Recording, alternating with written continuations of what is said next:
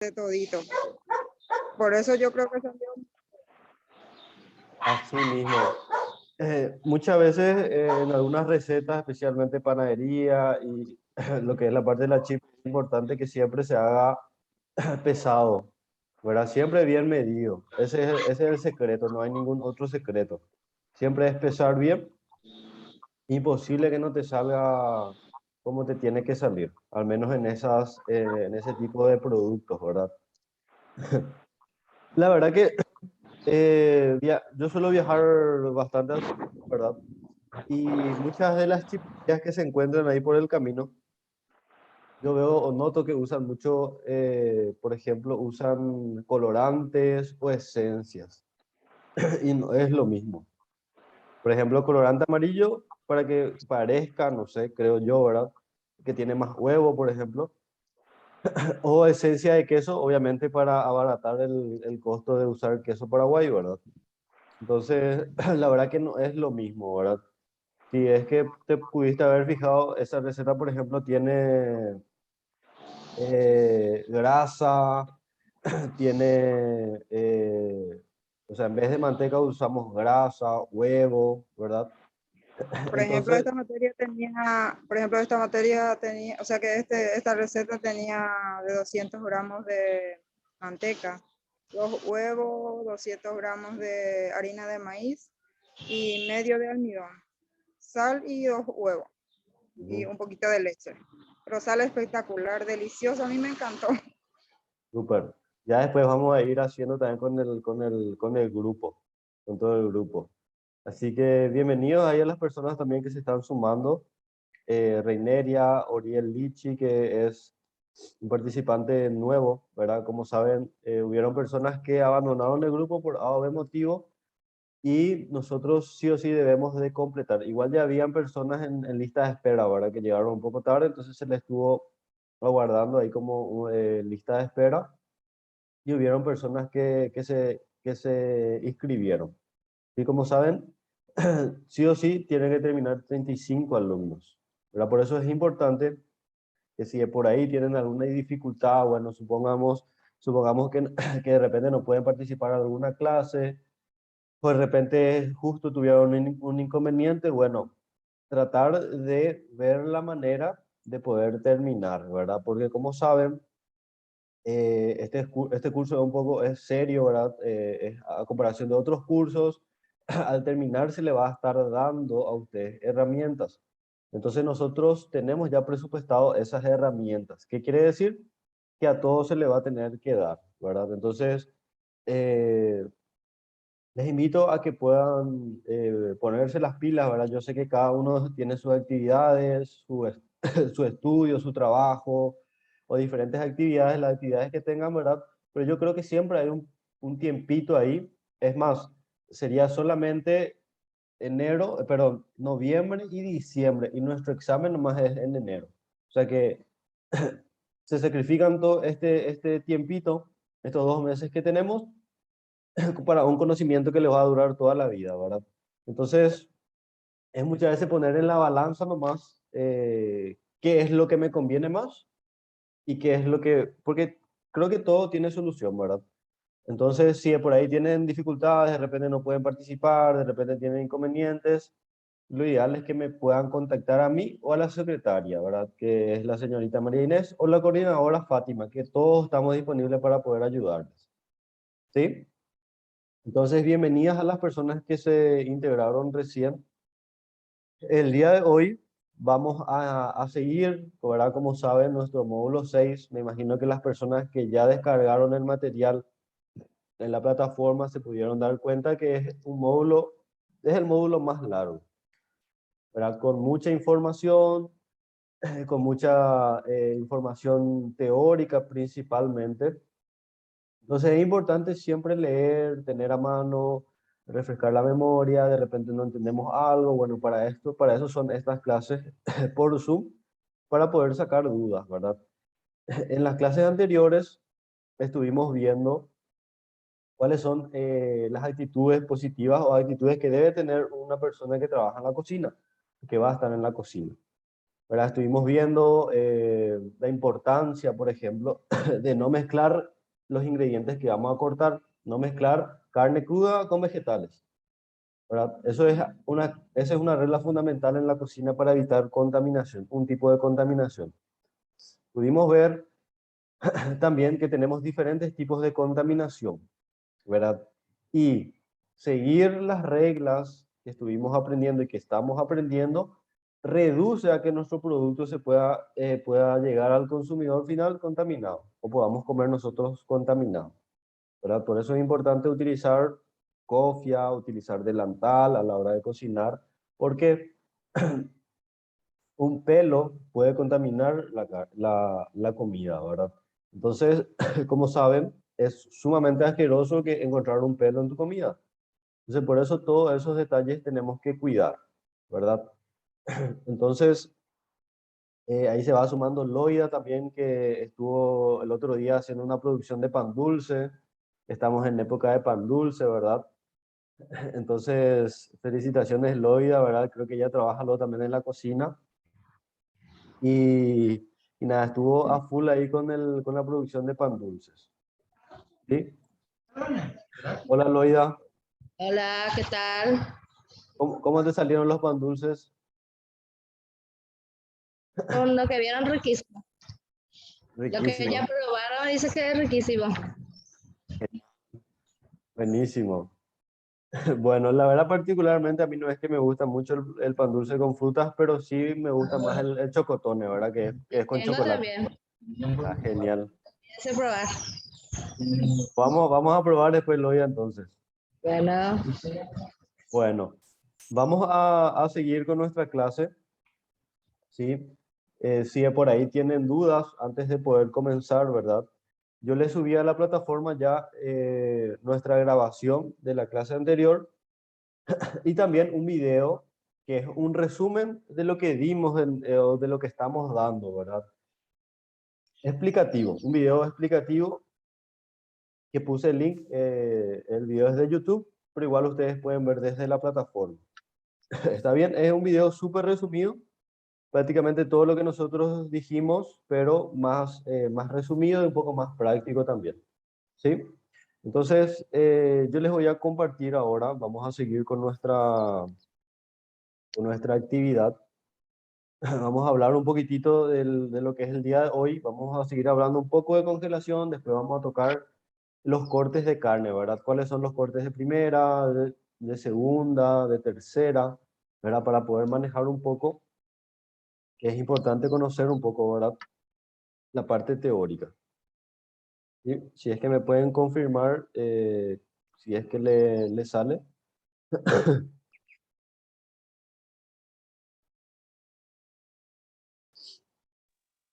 Sí, profe. Sí, se ve, profe. Sí, Como muy bien. dijimos, como dijimos las clases anteriores, ¿verdad? Estuvimos viendo algunas prácticas que debemos seguir en la cocina, ¿verdad? Como sabemos, es algo que tiene que ser una actividad súper limpia, ¿verdad? Cocinar. Estuvimos tocando distintas partes positivas del por qué tengo que ser limpio en la cocina, ¿sí? Y nos quedamos en la congelación, ¿verdad? Como sabemos, la temperatura de riesgo, les vuelvo a repetir, donde se generan y se producen microorganismos es de 5 a 65 grados. O sea que mi congeladora no puede estar a 6 grados ni a 7 grados, tiene que estar a temperatura menos de 5 grados para que se pueda mantener por más tiempo mi materia prima, tanto cocinada como cruda, ¿verdad? En ese video que le estuve alzando a la plataforma, van a poder encontrar también que tenemos dos maneras recomendadas para poder descongelar nuestros alimentos a la hora de congelar. ¿Sí? Pueden ver el video para poder ver. Una es dejando en la heladera, como ya dijimos la otra vez, 2 a 3 días que solito se descongele. Otra es poniendo en agua que vaya circulando, ¿verdad? Agua en la canilla sería. ¿Sí? Normalmente ese es el proceso que se utiliza más porque es más rápido que dejar 2, 3 días en la heladera. Entonces, es importante manejar toda esta información para no desperdiciar nuestra materia prima, como ya habíamos dicho, ¿sí? ¿Y qué es la materia prima? Es todo lo que usamos para cocinar. Es es mi vegetal, es mi carne, es mi leche, mi crema de leche, mi harina, o sea, todo eso incluye en materia prima. Y todo eso, si yo no manejo de la manera correcta, se puede fundir, se puede desperdiciar. Y al desperdiciar, ¿qué pasa? Estoy perdiendo plata, ¿verdad? Estoy perdiendo plata. Así tenemos que pensar. Bueno, vamos a seguir donde nos quedamos. Vamos a tocar un poquitito cuál es el efecto, ¿verdad?, de la congelación, ¿sí? Como ya estuvimos viendo, esta parte creo que ya tocamos la clase anterior, vamos a empezar con la cristalización, ¿verdad? ¿Qué es la cristalización?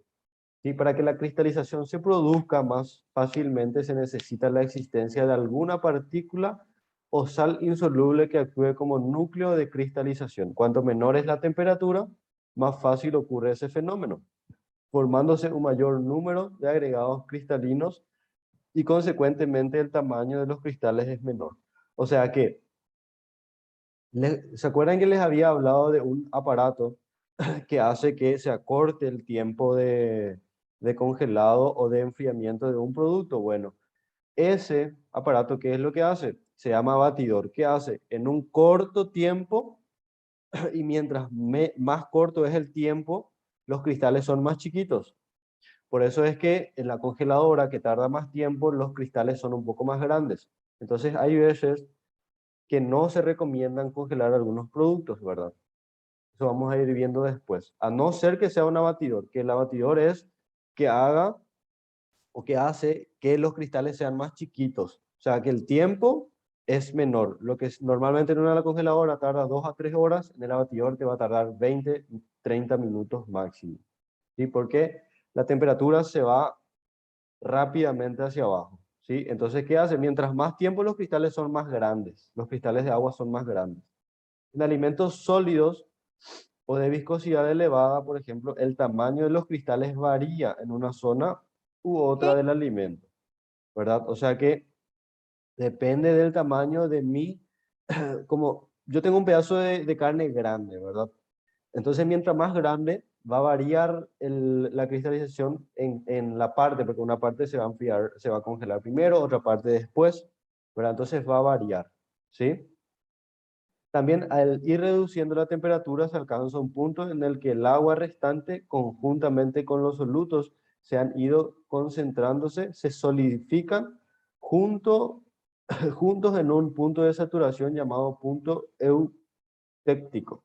Sí, este punto es muchas veces inferior a que son capaces de alcanzar muchos congeladores comerciales, lo que permite que queden pequeñas cantidades de agua no congelada que permite sobrevivir a algunos microorganismos, ¿verdad?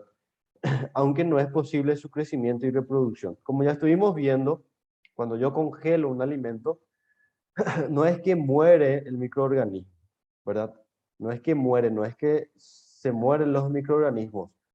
¿Cuándo mueren los microorganismos? Cuando supera los 65 grados. O sea, cuando yo cocino a 70, 80, 100 grados alguna materia prima, alguna carne, algún vegetal, ahí muere el microorganismo, ¿verdad? Cuando nosotros congelamos, se mantiene, o sea, se queda ahí. No es que muere, sino que se queda congelado y no se reproduce.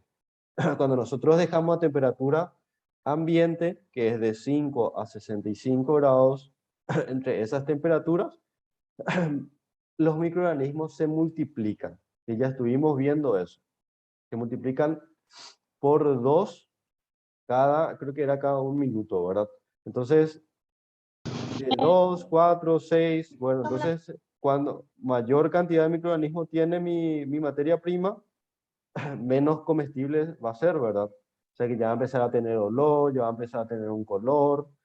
Entonces, por eso, como estuvimos hablando en la clase pasada, no es recomendable cortar la cadena de frío ni tampoco dejar más de 30 minutos a temperatura ambiente la materia prima que tienen que ser refrigeradas, como especialmente las proteínas que son las carnes, ahora carne de vaca, carne de pollo, carne de pescado.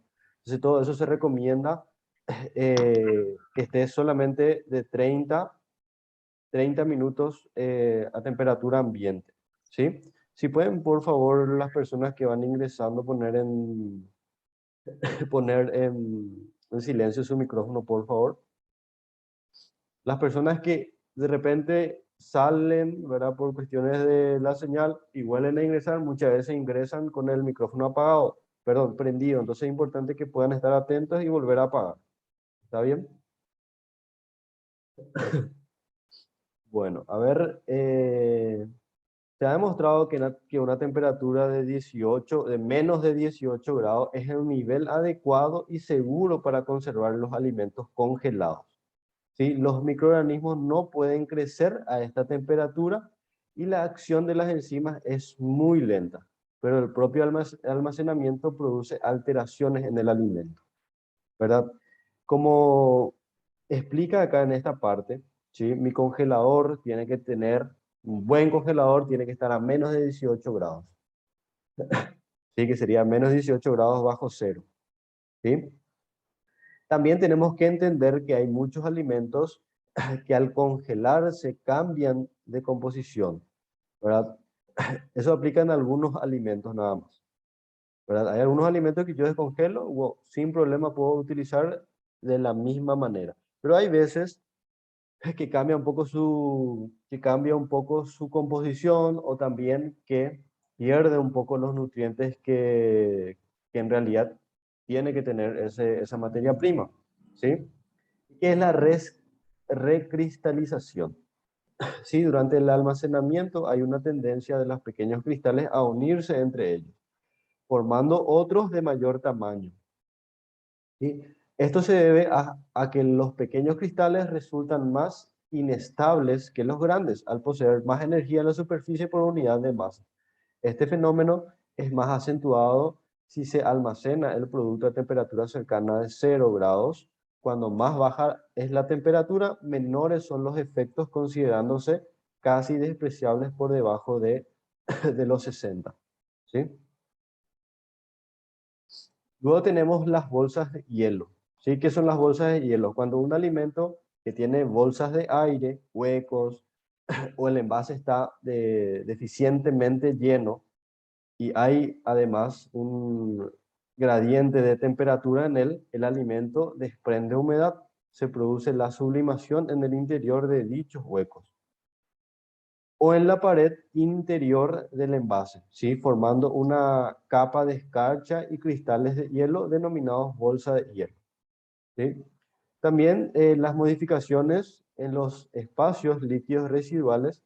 Una de las consecuencias de la congelación es la deshidratación, ¿sí? Y el aumento de la concentración de los solutos en los espacios líquidos de los alimentos. Cuando se trata de los solutos capaces de reaccionar entre sí, la velocidad de reacción aumenta durante la congelación a partir de los -5 hasta los 15 grados.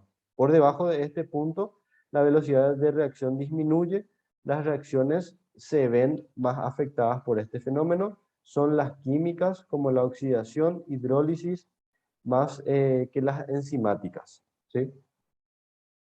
Bueno, como estuvimos diciendo, ¿verdad? Como les estuve diciendo, hay veces que al congelar los alimentos cambian un poco de composición o pierden algunos nutrientes, ¿verdad?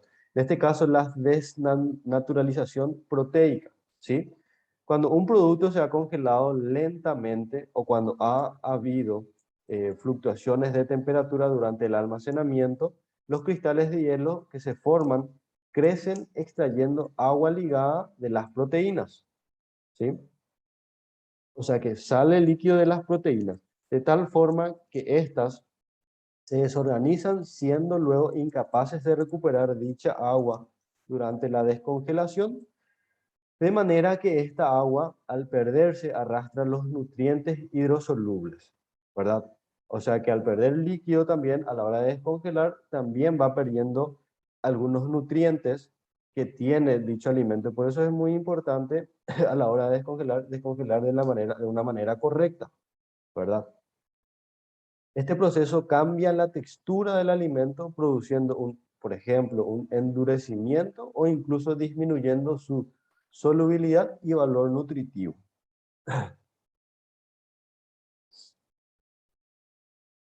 Luego tenemos, ya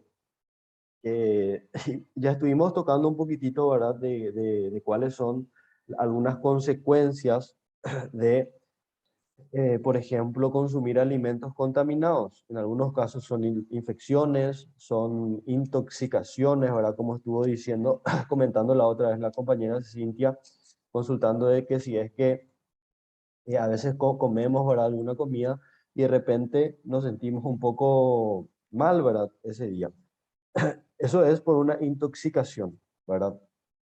Entonces, un brote, por ejemplo, de enfermedades transmitidas por alimentos, que es la ETA, es definido como un incidente en el que dos o más personas presentan una enfermedad semejante después de la ingestión de un mismo alimento.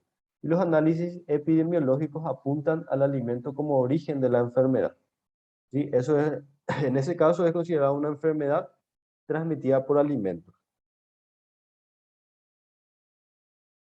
Estas enfermedades se pueden clasificar en infecciones, como ya dijimos, intoxicaciones o infecciones mediadas por toxina, ¿sí? Por ejemplo, la infección transmitida por alimentos es una enfermedad que resulta de la ingestión de alimentos conteniendo microorganismos patógenos vivos como la salmonela, la shigella, el virus de la hepatitis A, la triquinela, ¿sí?, que generalmente encontramos en la carne de cerdo, por ejemplo, ¿verdad? Inclusive la salmonela, por ejemplo, ataca, te puede llegar a matar, inclusive, si no es más una simple intoxicación, no te puede llegar a matar, ¿verdad? Por eso hay que tener mucho cuidado.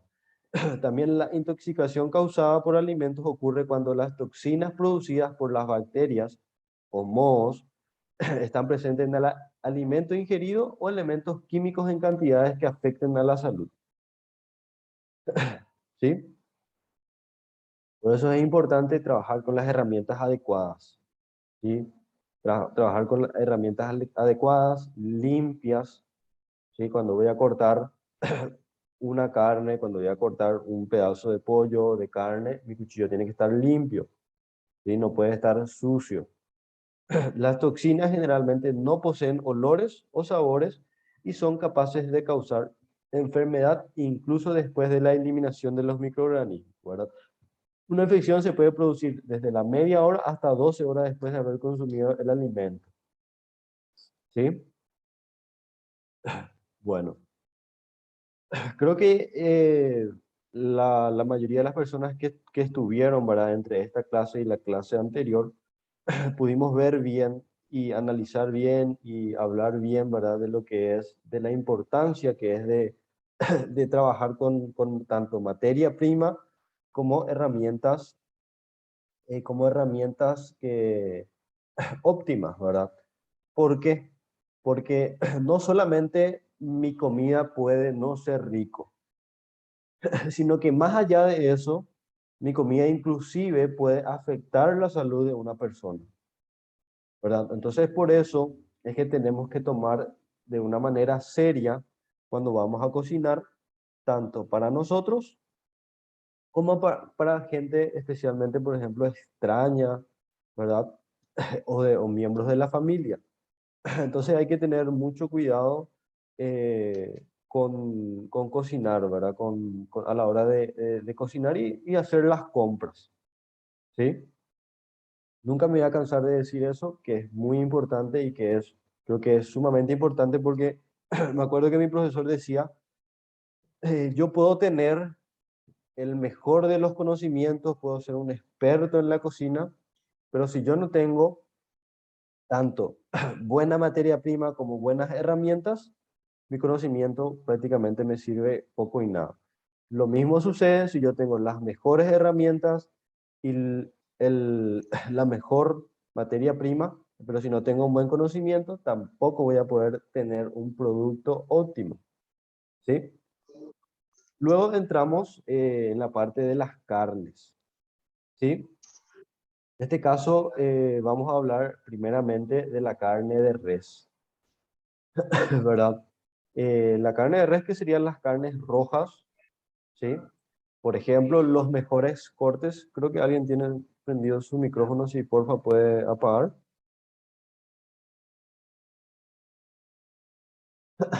Bueno, ahí ya. Bueno, las carnes rojas corresponden, por ejemplo, los mejores cortes, vamos a ir viendo ahí los cortes, ¿verdad? Tanto de primera, de segunda y de tercera. Entonces, en este caso, los mejores cortes, ¿sí? Corresponden, en este caso hablando de la vaca, ¿verdad? A los cuartos traseros denominados cuarto pistola, ¿sí? Voy a ver si después puedo mostrarle una imagen. ¿Por qué se le llama cuarto pistola? Porque tiene la forma de una pistola, ¿verdad? Que se va desde la parte desde la parte de arriba de la vaca hasta el muslo, ¿verdad? Entonces, y son los más tiernos, ¿verdad? En este caso, los cortes con poco ejercicio del cuarto trasero. El sabor de la carne y la dureza están relacionados tanto como de la raza, también de la alimentación que tiene ese animal, la crianza, el clima, ¿verdad? El proceso de maduración, la proporción de grasa y de carne, ¿verdad? Todo eso tiene que ver para el sabor de la carne. Muchas veces escuchamos de que mi carne o de que me venía una carne de un animal viejo, ¿verdad? Por eso es que está duro. Entonces, eso es uno de los motivos del por qué esa carne ya es un poco más dura, ¿verdad? Uno de los motivos, ¿sí? La carne de los animales gordos, por ejemplo, es más sabrosa y tierna. Aunque no sea tan, vamos a admitir, y quiero que se acuerden de esto, las comidas que tienen más grasa, sal, eh, obviamente fuego, especialmente grasa, sal y fuego, son súper sabrosos, ¿verdad? Por eso no, muchas veces la comida paraguaya, por ejemplo, es muy, muy sabrosa porque tiene muchas calorías de la grasa, o sea, tiene mucha grasa. Entonces eso hace que sea sabroso. El helado, por ejemplo, es pura grasa, por eso es delicioso, ¿verdad? Los italianos, por ejemplo, aprendieron a manejar súper bien la grasa, por eso es que tienen platos súper sabrosos, ¿verdad? Entonces, en este caso los animales gordos son más sabrosos, más tiernos, ¿verdad? Con menos contenido fibroso.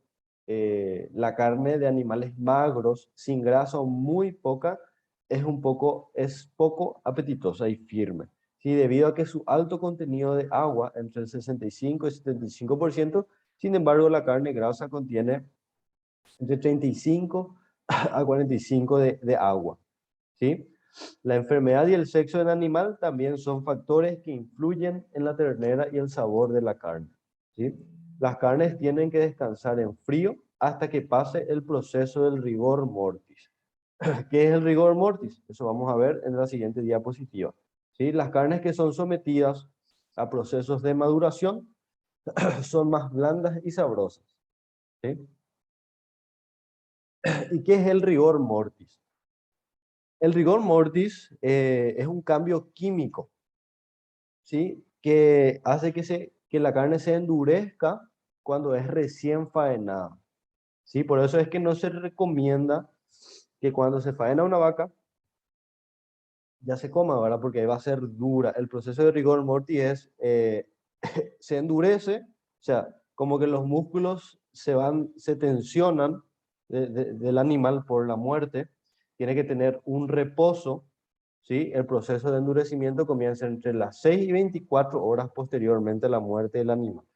Por eso es que la carne después se deja reposar muchas veces en cámaras de frío, ¿verdad? Primero se va a frío y luego ya se puede ir a congelado, ¿sí?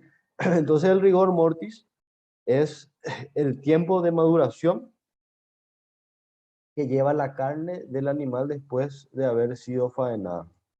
O sea, en este caso sería después de haberle sacrificado a ese animal. ¿sí? ¿Y qué pasa posteriormente al rigor mortis? Y posteriormente se produce la maduración de la carne, ¿sí? Proceso que se caracteriza por la pérdida de la dureza. O sea que después del rigor mortis, ahí nuevamente la carne como que se afloja, se suelta, ¿verdad? Se relaja, ¿sí? Entonces ese es el proceso del rigor mortis. Es fundamental. Los frigoríficos, por ejemplo, no es que yo faeno un animal y ese mismo día puedo comer, ¿verdad? No. Esto aplica especialmente en tanto de cerdo, pero más en carne de vaca, que sería carne de res, ¿sí? ¿Y qué es la maduración? Es un proceso en el cual se deja descansar la carne faenada abierta en hemisferios y colgadas de 2 a 3 días y hasta 2 semanas en una cámara de frío, lo cual origina que la humedad de la carne se evapore y comience un proceso enzimático que ayuda a suavizarlo. Sí, durante la maduración, en la cámara de frío, el crecimiento de los microorganismos es evitado por la temperatura de 0 a 3, ¿verdad? Por eso es que se tiene que poner en una cámara de frío, que esté de 0 a 3 grados. Tampoco es congelado, es frío. Y luz por luz ultravioleta, ¿sí? Entonces, esto sería el rigor mortis, ¿sí? Este es el proceso que se debe de hacer para que la carne pueda ser apta para consumo después, ¿verdad? Y pueda ser optimizado a la hora de comer, que tenga un buen sabor, o sea, que pueda tener todas las características organolépticas que debe de tener, ¿sí? Voy a ver si es que les puedo compartir un poco una imagen de... Déjenme aguardar un momento. De la parte de un gráfico de lo que es dónde se encuentra y por qué se le llama cuarto pistola.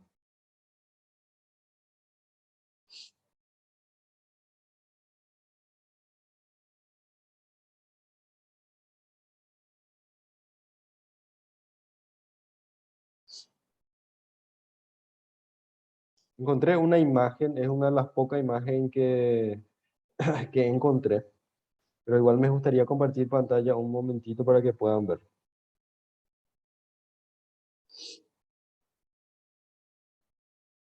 Mm,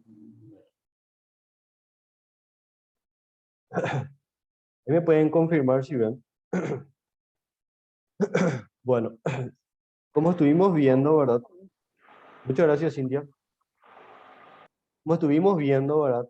Se le llama cuarto pistola a la parte que sería la carne de primera, ¿sí? Que es la parte superior de la vaca, que acá encontramos el lomo, bife de lomo, la tapa cuadril, que le llamamos colita cuadril, tapa colita cuadril, ¿sí? Esta parte son especialmente las carnes de primera, ¿sí? Que le llamamos carne de primera. Luego tenemos carne de segunda y carne de tercera calidad, ¿sí?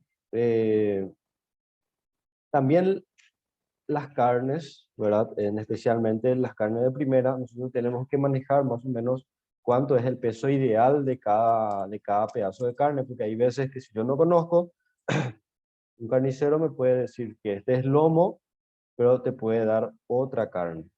O sea, te puede estar dando otra carne si es que no conozco eh, cuáles son las medidas, porque no va a variar mucho, depende mucho del tamaño del animal, pero tampoco varía mucho, por ejemplo, un lomo, el peso que tiene que tener un lomo, la medida que tiene que tener un lomo de vaca.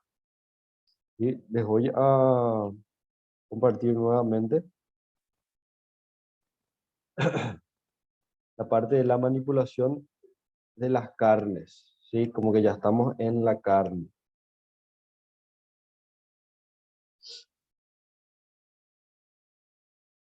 Bueno, estuvimos viendo el rigor mortis, ¿sí? Para que puedan manejar, ¿verdad? Que es una palabra nueva para todos ustedes. Luego tenemos cuál es la manipulación correcta de una carne. ¿Sí? Y la conservación también. En este caso ya vamos a incluir el pollo, por ejemplo, ¿verdad? Tome la temperatura de las carnes viendo que la misma sea la que se indica en las especificaciones. En este caso vamos a visualizar esta tabla que tenemos, ¿verdad? Normalmente se recomienda utilizar un termómetro, que después les voy a mostrar cómo es el termómetro. Que ser limpio, seco, desinfectado, ¿verdad? Para muchas veces controlar la temperatura de una manera ideal de la mercadería, ¿sí? Asegúrese de tomar en el centro mismo del alimento. También sucede cuando estoy cocinando. Muchas veces quiero cocinar al horno un pedazo, un trozo de carne y obviamente alrededor va a estar a una temperatura, pero en el centro va a tener otra temperatura. Entonces muchas veces se utilizan termómetros, ¿sí? En este caso, una carne fresca vacuna o de cerdo, para recepcionar tiene que estar, recepcionar es cuando yo me voy a comprar, ¿verdad? O en el día de mañana cuando yo tengo un negocio y me llega mi materia prima, lo ideal es que esté a 7 grados, 7 a 5 grados, ¿sí? Para que no se pierda la cadena de frío. Entonces yo vuelvo a refrigerar o ya a congelar, ¿sí?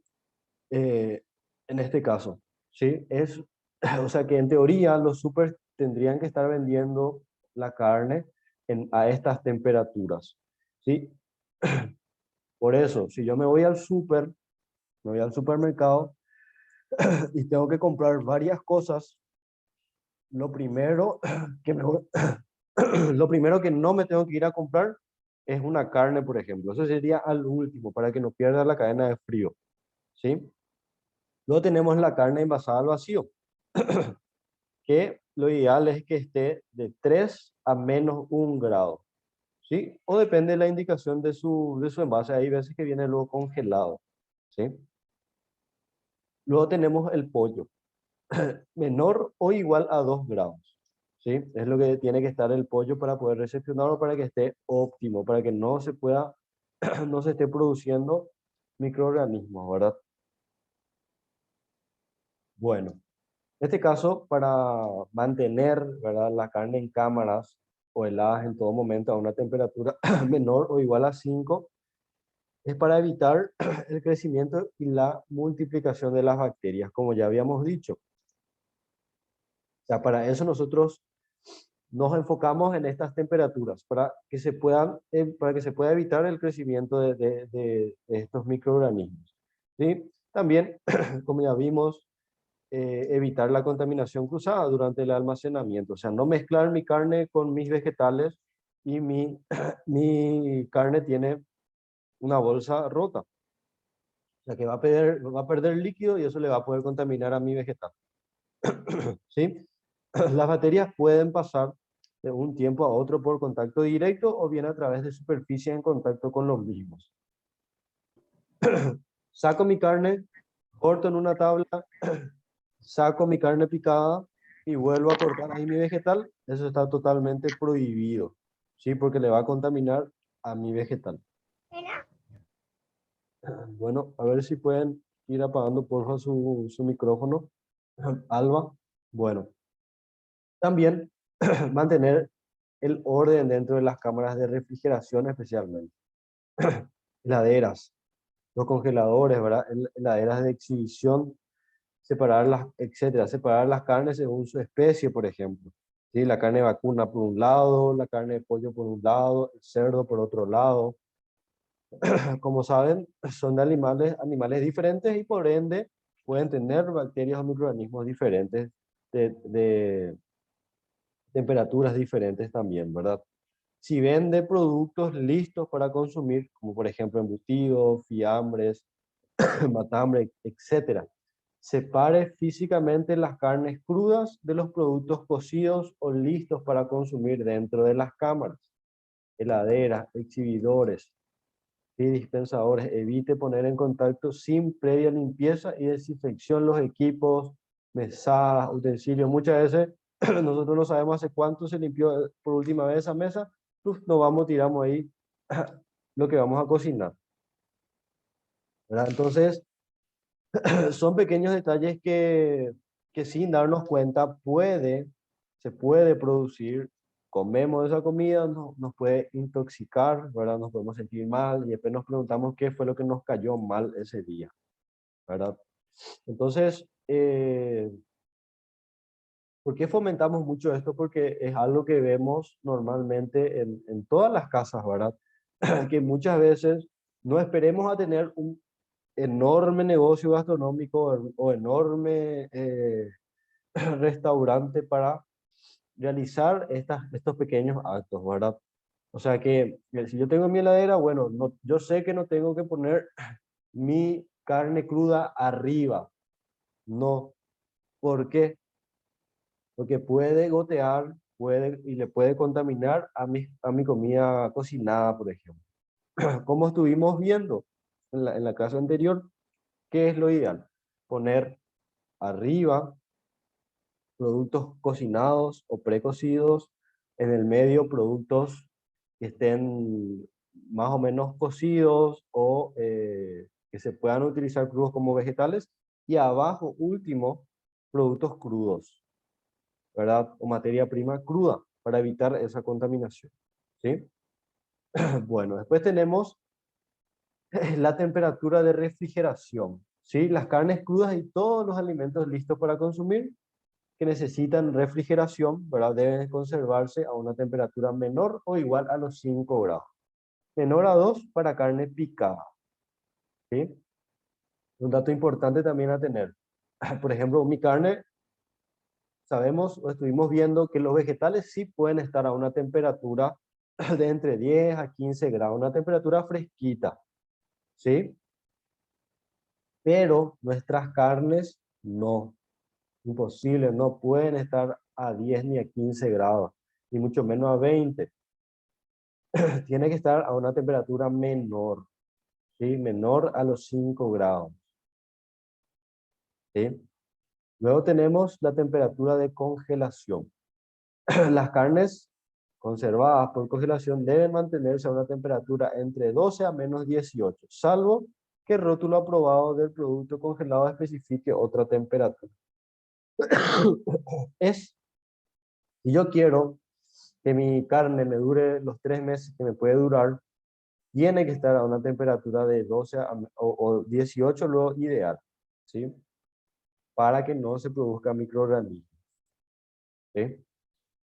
Tenga siempre en cuenta que los valores de temperatura que se mencionan corresponden a temperatura en el interior de los alimentos y no en el aire que le rodea dentro de la heladera, ¿sí?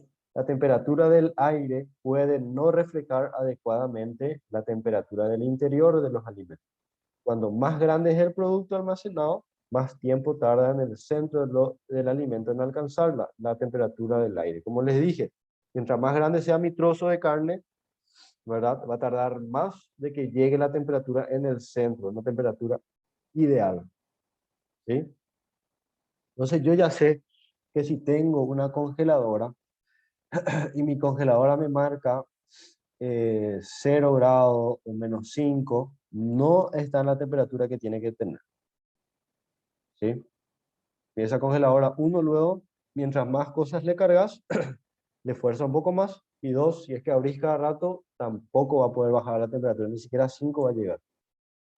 ¿Está bien? ¿A alguien le quedó alguna duda referente a lo que estuvimos dando? ¿Alguien quiere comentar algo? ¿A alguien le gustaría compartir un poco?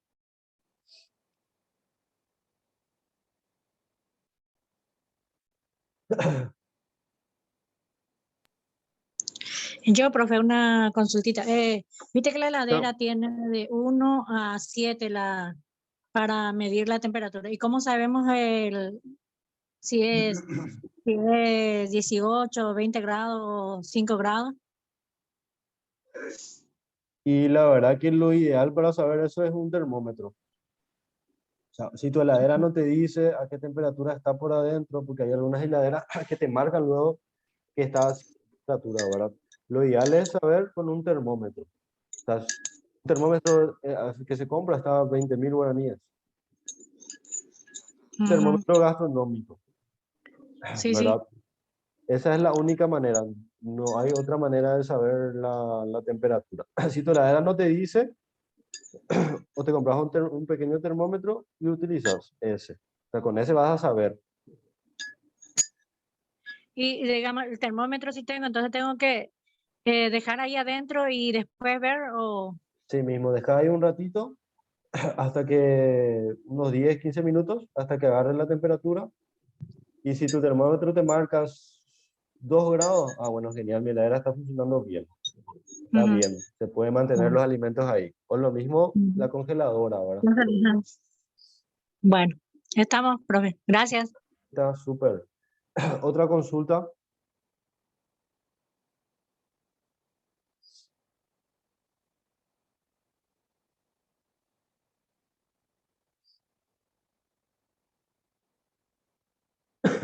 ¿Alguien tiene otra consultita?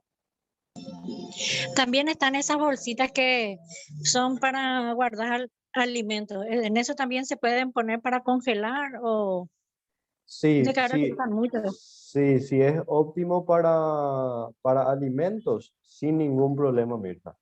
Ideal, ¿Y y eso. papel aluminio? En papel aluminio, por ejemplo, se recomienda luego congelar, por ejemplo, tortas. Si yo tengo un bizcocho, le quiero explicar también algo a la hora de congelar. ¿Para qué es el papel aluminio? ¿Para qué es? El papel aluminio hace que, o sea, que se conserve un poco más el sabor adentro, ¿verdad? ¿Qué pasa con los productos que tienen alto valor de materia grasa, que en este caso son mantecas o grasa o lo que sea, ¿verdad? Lo que sea en grasa, especialmente mucha manteca, tiende a absorber el sabor de los ingredientes o el olor que está alrededor de tanto de mi congeladora en este caso. Entonces, ¿qué pasa? Si yo solamente tapo con una bolsa, traspasa, o sea, pasa la acción de esa manteca y va a absorber, o sea, si yo tengo un bizcocho, tengo una torta ya hecha, quiero congelar, pongo al lado no sé, una otra comida que no tenga nada que ver con eso, va a absorber ese sabor, o sea que tú ya no va a tener el sabor que debería de tener esa torta. Entonces, en ese caso se recomienda luego congelar con papel aluminio, ¿sí? Pero en este caso, una carne cruda no es necesario congelar con papel aluminio. O sea, yo puedo congelar en una bolsa o papel film, ¿verdad? No hay problema con eso. Pero sí se puede congelar algunos alimentos con papel aluminio, no hay ningún problema.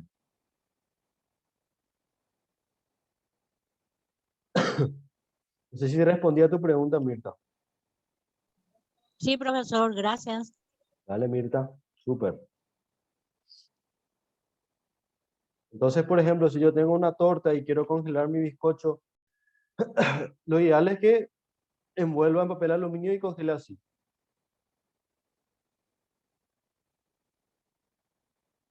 Bueno, acá tenemos los cortes, como les dije, ¿verdad?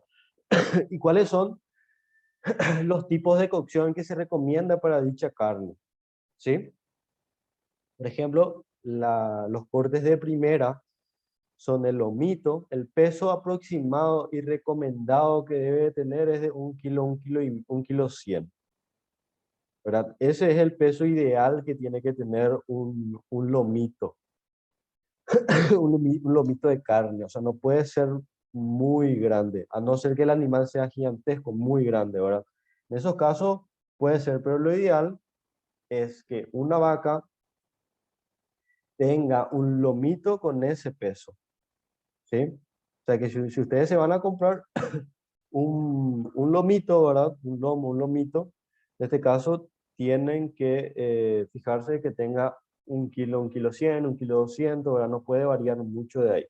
¿Cuáles son el tipo de cocción adecuada? Luego vamos a entrar en cuáles son los tipos de cocción. En este caso es una carne súper, súper, súper blanda, ¿verdad? Y puede servir tanto para freír, grillar, hornear, saltear, guisar también, ¿verdad? O sea, es una carne súper noble. Luego tenemos el cuadril o tapa cuadril, que su peso aproximado es de 3,5 kilos, ¿sí? Ideal para freír, hornear, saltear, estofar, ¿sí? Luego tenemos la colita cuadril, que normalmente tiene 800 a 1 kilo. Sirve para hacer grillé, para grillar, brasear, saltear, ¿verdad? Luego tenemos el peseto, que ya es una carne un poco más dura, pero igual es carne de primera. En este caso sirve para tanto hornear, o sea, para hacer al horno, estofar y hervir. ¿Sí? Como que es una carne dura, lo ideal es que se haga un producto con esto. O sea, si yo hago un peseto con una salsa vitel toné, lo ideal es que yo pueda ablandar primero mi peseto, que sería hirviendo, ¿verdad? O puedo hacer un peseto, un estofado de peseto. Que igual son cocciones largas. El estofado es una cocción larga. O sea, una cocción lenta, a fuego lento y largo. Luego tenemos lomo o bife ancho, que normalmente tiene 2,6 kilos, o sea, estaría rondando por ahí. Se utiliza para grillar, hornear, saltear, guisar también. Bife angosto o bife sirve normalmente para grillar, hornear y saltear. ¿Sí? Tenemos la bola de lomo, que es 2,9 kilos aproximadamente, y sirve también para estofar, ¿sí? Guisar, o sea, para hacer guisos y freír, ¿sí? Bueno, luego tenemos los cortes de segunda calidad, ¿sí? Que en este caso tenemos nuestra paleta, que aproximadamente tiene así una paleta entera, estamos hablando, ¿verdad?, de 4,7 kilos aproximadamente. Normalmente se utilizan la paleta especial también para poder hacer empanadas. Sale muy rica la empanada de la paleta. También para hacer estofado, para guisar, para grillar. ¿Sí? Tenemos el matambre, que es la parte abajo, es como parte del estómago por ahí de la vaca. Normalmente tiene 1 kilo. ¿Sí? Sirve para brasear, grillar, hervir, estofar, ¿sí? Luego tenemos el costillar, que es la costilla. Normalmente todo junto tiene un peso de 8 kilogramos, menos, un poco más. Sirve para brasear, grillar, estofar, hervir. Brasear vendría a ser hacer a la parrilla, ahora como normalmente hacemos. Y luego tenemos el vacío, ¿sí? Que también tiene aproximadamente 4 kilos, un poco menos, un poco más, depende del animal. Y sirve para brasear también, grillar, estofar, asar, ¿sí? Luego tenemos los cortes de tercera calidad y luego vamos a entrar también, vamos a hacer dos recetas más o menos de lo que son las achuras, ¿verdad? O vísceras. En este caso los cortes de tercera calidad es el osobuco. El osobuco es lo que normalmente le llamamos el puchero, ¿verdad? Ese sería el osobuco, que normalmente tiene un peso de 2,8 kilos, sirve para hervir y estofar, ¿verdad? Luego tenemos el garrón, ¿sí? Que sirve para hervir, estofar, la palomita, ¿sí? 650 gramos aproximadamente, es también para hervir, estofar, y la falda para hervir y estofar.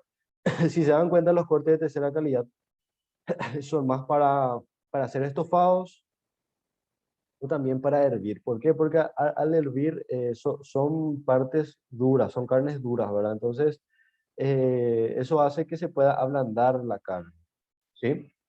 Entonces, estos son algunos cortes de primera, segunda y tercera calidad, ¿sí? Entonces, para que puedan manejar un poco algunos conceptos, puedan saber, ¿verdad? Puedan conocer, puedan tener esa información, les estamos proveyendo todo esto, ¿verdad? Creo que en muy pocas partes, ¿verdad? Se te enseña esto, se te explica cuáles son de primera, segunda, tercera. Y la verdad que no por ser de segunda pueda tener menos sabor, sino que muchas veces se utilizan para diferentes tipos de comidas nada más, ¿verdad? Luego vamos a entrar en la parte de las vísceras, ¿sí? Vamos a hacer un batiburrillo que prácticamente utilizamos casi todas las vísceras, y luego tenemos una marinera de mondongo ahí en el recetario, y que es súper deliciosa, ¿verdad? Y no sé si alguien tiene alguna consulta hasta acá.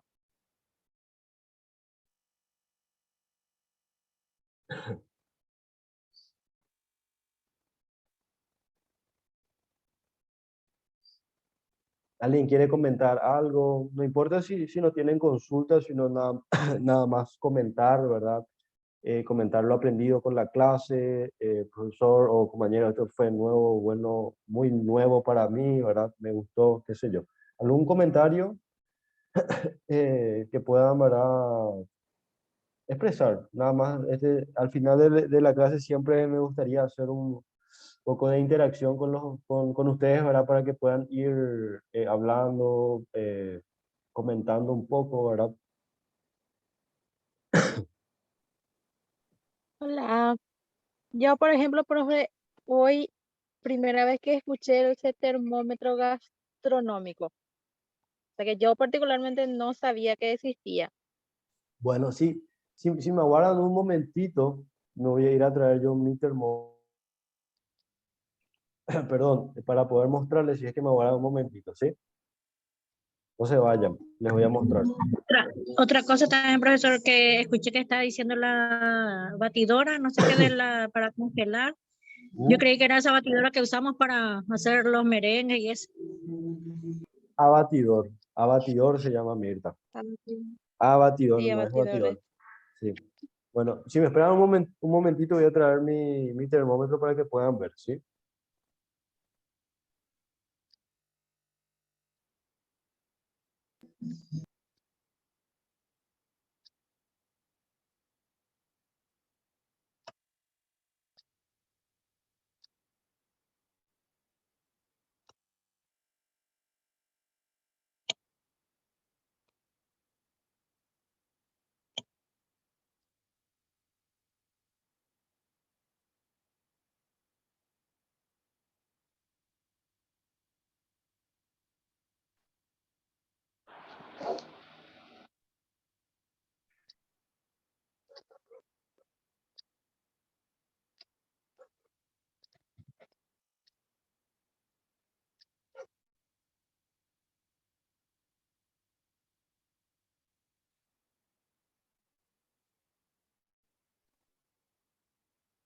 Bueno, existen diferentes tipos de termómetros, ¿verdad? En este caso, este vendría a ser el termómetro que yo tengo. Sí, como se pueden fijar, tiene como una punta, ¿verdad? Esto es para, en el caso de que yo quiera controlar la temperatura de mi carne, ¿verdad? Hasta el medio de la carne, porque una cosa es que tenga una temperatura arriba y otra cosa es en el centro. Si en el centro tiene que tener la temperatura que con la que habíamos hablado, ¿sí? Este termómetro, existe también termómetro, hay un termómetro al láser, es un termómetro que es como un láser, ¿verdad? No manejo su precio, no creo que sea tan caro, yo compré por 25.000, creo, mandé traer de Encarnación, de un local, y la verdad que hay comidas, yo estuve haciendo mermeladas también. En ese caso yo eh, o sea, tengo que medir la temperatura de la mermelada porque llega hasta cierta temperatura y ahí está. Entonces es importante que nosotros también podamos manejar las temperaturas. Si yo quiero cocinar, quiero freír algo, yo tengo que saber a qué temperatura está mi aceite. ¿Por qué? Porque sabemos que al cocinar de más puede llegar al punto de humo, o sea, puede humear mi aceite. Y cuando humea, se empieza a cambiar la composición, o sea, se empieza a saturar mi aceite. ¿Qué pasa cuando se satura? Ya empieza a ser dañino para la salud, luego, primeramente. Y segundo, ya no se puede volver a utilizar normalmente, ¿verdad? Existen muchos locales que su aceite ya está negro, ¿verdad? Prácticamente negro, e igual siguen usando. Ese es un aceite exageradamente quemado, ya no es bueno para la salud, ya está saturadísimo, Por eso es que mucha gente también dice que las cosas fritas o que se fritan, ¿verdad? No son no son saludables. En realidad, tu producto, tu croqueta, tu empanada no tiene que absorber aceite. ¿Qué pasa? ¿Por qué absorbe aceite? Porque no está a la temperatura ideal, ¿verdad? O sea que no está a la temperatura adecuada, entonces por eso o se quema o por eso absorbe aceite tu producto. Si no está a la temperatura, si está a menos temperatura muy baja, va a absorber aceite. Entonces tu empanada, tu croqueta o lo que estés cocinando con el aceite se va a quedar con mucha grasa, va a parecer que absorbió mucha grasa y va a estar, ese es el famoso que está muy grasiento tu comida, ¿verdad? Entonces, eso es lo que pasa muchas veces cuando no manejamos, ¿verdad?, la temperatura, ¿sí? Por eso es muy importante, si yo me voy a dedicar a la gastronomía, bueno, tratar de a poco tener las herramientas adecuadas para poder trabajar bien. Entonces, para que puedan ver, esto está a 25.000 por ahí. No va a estar más, no está más de eso y llega hasta los 100 grados. Hasta los 100 grados. A ver, otra consulta. ¿Alguien quiere dar un poco su opinión de la clase del día de hoy? No sé si ya están también emocionados como yo para poder empezar a cocinar. Sí, súper profesor. Cintia creo que es la más emocionada de todo el grupo. Sí, yo ya quiero ya aprender ya a cocinar. Me da gusto luego cocinar, pero como vos dijiste, es más importante saber antes de cocinar cualquier cosa. Claro. Después Sí, vamos y a... mucho yo aprendí ahora porque no me imaginaba eso es lo que dijiste ahora y en estos días, ¿verdad? Y eh, así ya vamos a poder aprender muchas cosas también. Y a la hora de la cocina ya saber cómo Claro, después ya es las poner en cosas. práctica nomás. Sí, Así justamente como vos, Cintia, yo también, cuando empecé a estudiar, ¿verdad? Así bien, antes creía que era picar vegetales y nada más, ¿verdad? O sea, cocinar y ya está. Entonces, eh, tenemos que saber también, y más si estamos estudiando, es que tiene mucho que ver, es una mezcla tanto de química, de arte, ¿verdad? Entonces, saber manipular nuestros ingredientes. Entonces, es sumamente importante manejar la parte teórica. Por lo menos tengo que conocer, tengo que saber, ¿verdad? Entonces, van de la mano, o sea, prácticamente van de la mano. Yo no voy a poder ser bueno cocinando o voy a llegar hasta un punto nomás sin lo teórico. Y viceversa, yo no puedo saber de pie a cabeza, o de cabeza a pie, ¿verdad? Totalmente la parte teórica y no pongo en práctica. Tarde o temprano me voy a olvidar. Entonces, eh, espero que estén aprovechando, ¿verdad? Porque son informaciones súper valiosas. Está todo en un mismo módulo, en un mismo lugar, ¿verdad? Entonces, nada más queda poner en práctica de a poco, ¿verdad? Hasta que se vuelva a un hábito, hasta que se vuelva normal, natural para nosotros.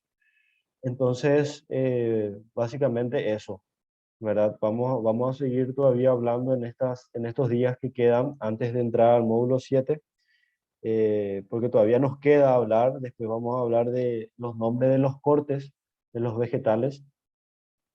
A ese día yo ya les quiero hacer un video, también vamos a hablar así verbalmente acá como estamos haciendo, pero también ya quiero hacerles un video y subir a la plataforma con los vegetales, ¿verdad? Y sus respectivos cortes y nombres, ¿verdad? Que vamos a utilizar mucho para que ustedes ya vayan practicando antes de empezar a cocinar, ¿verdad? Antes de tener nuestras primeras clases prácticas, ¿sí? Entonces, No sé si alguien quiere acotar más algo, quiere decir más algo, o si no, en todo caso, vamos a dar por terminado esta clase.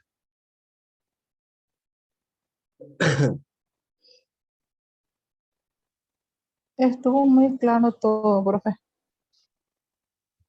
Genial, Reineria, muchísimas gracias. Bueno, y también me gustaría, ¿verdad?, invitarles a las personas que están un poco atrasadas con las actividades a que puedan ya ponerse al día, porque después ya prácticamente no vamos a tener actividades en la plataforma, ¿verdad? Más que subir y nuestras prácticas, nuestras grabaciones cocinando, más que nada, ¿verdad? O sea que básicamente ese sería nuestro cuestionario. Perdón, profe. En la clase del viernes, lo que yo no pude asistir, ¿verdad? Y no me abre la grabación del Zoom. Me abre un poco nomás y después dice que no se grabó más. No sé si me sale. Bueno, y lo que voy a hacer es, voy a copiar el link porque yo alzo a YouTube. O sea, nosotros tenemos que alzar a YouTube nuestras grabaciones y luego yo pongo el link en la plataforma. Entonces directamente voy a pasar al grupo de WhatsApp el link para que te lleve a YouTube directamente y vos mirás de YouTube nomás. ¿Sí? Y esa clase está muy buena. Ahora ahí empezamos a hablar de lo que estamos hablando ahora. ¿Está bien, Mirta? Sí, profesor. Gracias. Gracias. Bueno, entonces, si nadie más va a aportar algo, ¿verdad? Entonces yo me despido. Sí, Quiero preguntarte algo. Profe, cada módulo tiene una pregunta nomás, ¿verdad? Porque yo el módulo, y sí, una pregunta de cada módulo nomás, ¿verdad? en realidad en cada módulo, los primeros módulos son cortos, entonces hay una parte donde yo tengo que comentar y un cuestionario. O sea, que cada módulo tiene o hablo sobre, o respondo, o opino sobre, y luego tiene un cuestionario. O sea, cada módulo cerramos con un cuestionario. ¿Sí? Y el cuestionario normalmente tiene 3 actividades. Al menos hasta acá. Porque después, cuando empecemos a cocinar, ya ustedes, su cuestionario, o sea, su cierre de módulo va a ser grabar una comida que ustedes estén eligiendo, ¿verdad? De acuerdo a lo que yo ponga, y ustedes van a grabar eso y van a subir a la plataforma, ¿verdad? Nosotros le vamos a mostrar cómo es lo ideal para poder subir, pero ya no va a haber respuesta, respondo ni nada, sino que va a ser poner en práctica ya la parte práctica. Ya, entiendo. Pero, Gracias. pero cada módulo tiene sería un recurso foro, o sea que el foro es hacer como un debate. Y luego tenemos el cuestionario, sí o sí tiene un cuestionario hasta el módulo 6. Sí, está, entiendo. Gracias, profe. Vale, genial. Bueno, creo que nadie más tiene ninguna consulta. Eh, eh, sí, Lourdes. ¿Qué tal, Lourdes? ¿Cómo estás?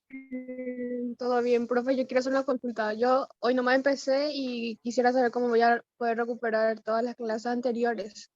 Sí. Bueno, Lourdes, bienvenida, ¿verdad? Bienvenida también. Como estuve diciendo al grupo, ¿verdad? Hubieron algunas personas que por algún motivo dejaron el grupo, bueno, entonces se le agregó por ejemplo, a Lourdes, a Auriel también. Y las clases anteriores de Zoom ya están grabadas, o sea, yo siempre grabo y ya están alzadas en la plataforma, ¿verdad? Cuando vos puedas entrar a la plataforma, te va a aparecer el curso y ahí te van a aparecer todas las clases que ya tuvimos por Zoom, ¿sí? Y también vos vas a poder responder todavía las actividades, o sea que puedes ingresar a cada módulo, descargar el material y responder los cuestionarios. ¿Está bien?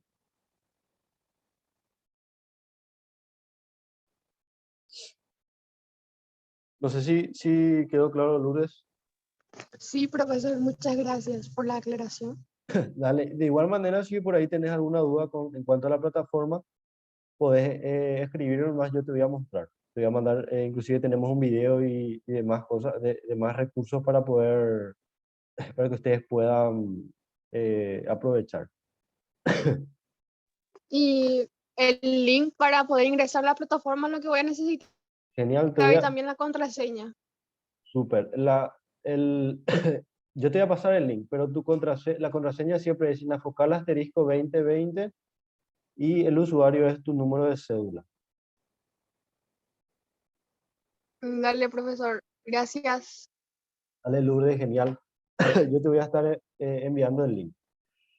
Y para Mirta y para el grupo voy a estar enviando el link de la clase anterior. ¿Está bien? Bueno, entonces seguimos con nuestro curso. Espero que tengan un buen resto de jornada. Vamos a encontrarnos nuevamente el viernes. Vamos a seguir con nuestro módulo 6 y espero verles a todos ustedes nuevamente. Así que cualquier consulta, estamos en el grupo de WhatsApp y también estoy para poder ayudarles. Así que nos vemos el viernes. Chao, chao. Chao, profe. Chao, profe.